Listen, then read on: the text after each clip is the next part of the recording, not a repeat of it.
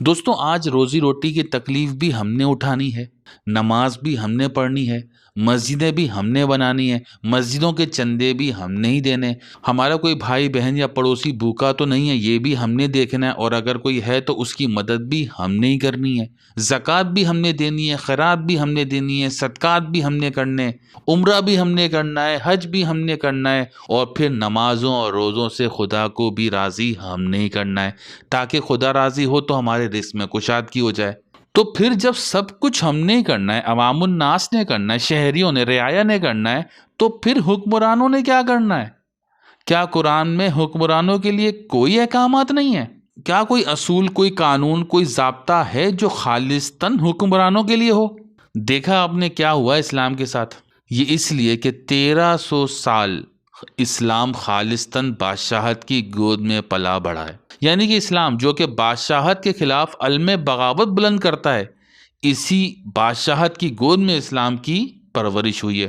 اور آج یہ حال ہے کہ حکمرانوں کے لیے کوئی حکم ہی نہیں نظر آتا، سب کچھ عام انسانوں کے لیے اور عوام کے لیے۔ اب چونکہ حکمرانوں کے لیے سارے احکامات بدل دیے گئے تو اس کا نتیجہ یہ ہوا کہ آپ اسلامی ممالک کو دیکھیں، ان سے لاکھ درجے اچھے آج مغرب کا معاشرہ ہے جو نون اسلامک ہے۔ معلوم ہے دوستوں ایسا کیوں ہو رہا ہے؟ کیونکہ ہمارے حکمران آج 21ویں صدی میں بھی وہی پھل کھا رہے ہیں جس پھل کو کھانے سے اللہ نے آدم کو منع کیا۔ جس ملک یا قوم کے حکمران وہ پھل نہیں کھائیں گے، اس ملک کے عوام جنت کی زندگی گزاریں گے۔ اس ملک میں بہت تھوڑی سی محنت سے عوام تمام ضروریات زندگی بآسانی حاصل کر سکیں گے۔ اس ملک میں روٹی، کپڑا اور مکان کی کوئی خاص ٹینشن نہیں ہوگی۔ لیکن جس ملک کے حکمران اس پھل کو کھاتے رہیں گے، اس کا لازم نتیجہ یہ نکلے گا کہ وہ معاشرہ جنت کی زندگی کھو دے گا۔ وہاں کے رہنے والا ہر انسان بیسک نیسیسٹی پوری کرنے کے لیے بے پناہ مشقت کرے گا۔ معلوم ہے آپ کو وہ پھل کیا تھا جس کو منع کیا گیا تھا، اور منع کیوں کیا گیا تھا؟ دیکھیں، اللہ نے زمین کا خلیفہ آدم کو بنایا۔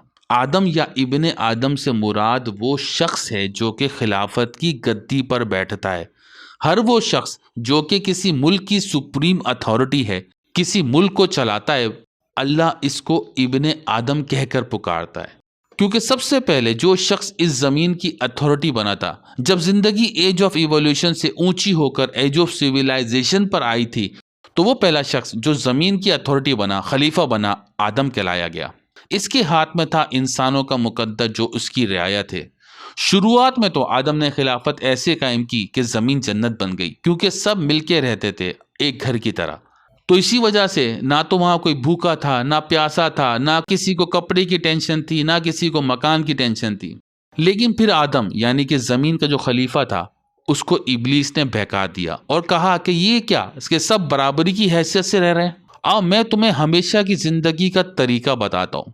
ہمیشہ کی زندگی سے مراد ہے ہمیشہ کی حکمرانی، یعنی حکومت اور حکمرانی پر صرف تمہارا نام رہے گا، اور اس کا طریقہ بتایا اولاد، یعنی کہ وہ چیز ایکسپوز کر دی گئی جس کے ذریعے سے اولاد ہوتی ہے، اور اس طریقے سے حاکم حکمرانی کو، حکومت کو اپنے خاندان میں لے آئے، اور یوں ان کا نسب، ان کا خون حاکم بن گیا، معتبر بن گیا، اور بادشاہت کے لائق صرف اور صرف یہی خون ہوگا، یہ بات قائم ہو گئی، اور باقی سارے لوگ رعایا بن کر ان کے غلام بنے رہیں گے۔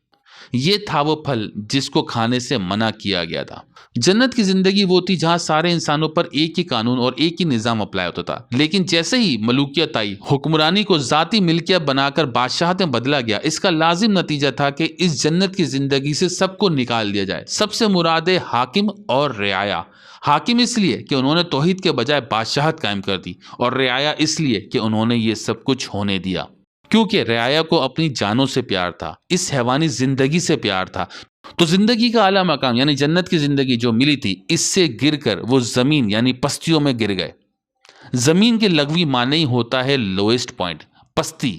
تو دیکھیں ذرا لیونگ کریچرز کا، زندگی کا ابتدائی مقام کیا تھا؟ پوچھیں ذرا سائنسدانوں سے کہ ایج آف ایولیوشن کے چیلنجز کیا تھے۔ وہاں سب سے بڑا چیلنج تھا سامان زیست حاصل کرنے کا۔ تو دیکھیں آ گیا نا یہ ہمارے نصیب میں، روٹی، کپڑا، مکان ہی ہماری زندگی کا منتہا نہیں ہے کیا؟ دوسرا چیلنج تھا اسپیشیز کا آپس میں ٹکراؤ۔ دیکھ لیں آج انسانوں کو خطرہ دوسرے انسان سے ہی ہے۔ इंसान का दुश्मन इंसान ही है। और तीसरा चैलेंज था इन्वायरमेंटल, माहौलियाती चैलेंज है। तो देख लें आज इंसान रिसोर्सेज को निकालता चला जा रहा है, महलात पे महलात बना रहा है और जंगलात के जंगलात खत्म कर रहा है, पहाड़ काटे जा रहा है, जमीन के अंदर जो कुछ भी वो सब निकाल रहा है और अपनी तयूशात में खर्च कर रहा है। और यूं इन्वायरमेंटल चैलेंज, ग्लोबल वार्मिंग हमारा सबसे बड़ा चैलेंज बनता जा रहा है और मुस्तकबिल करीब में ये हमारे लिए बड़ा खतरनाक चैलेंज होगा। और आपको मालूम है कि मगरिब अभी क्या जमा कर रहा है? डेनमार्क ने रिसेंटली बहुत बड़ी तादाद में कार्बन डाइऑक्साइड इंपोर्ट करना शुरू कर दिए और नॉर्थ सी में इसको वो स्टोर कर रहे हैं। और इस प्रोजेक्ट में यूके और जर्मनी भी शामिल हैं। यानी कि इनको मालूम है बहुत जल्द ऑक्सीजन लेवल कम होने वाला है। ऐसा क्या होने वाला है ये इनको ही मालूम होगा, लेकिन वो कार्बन डाइऑक्साइड को जमा कर रहे हैं।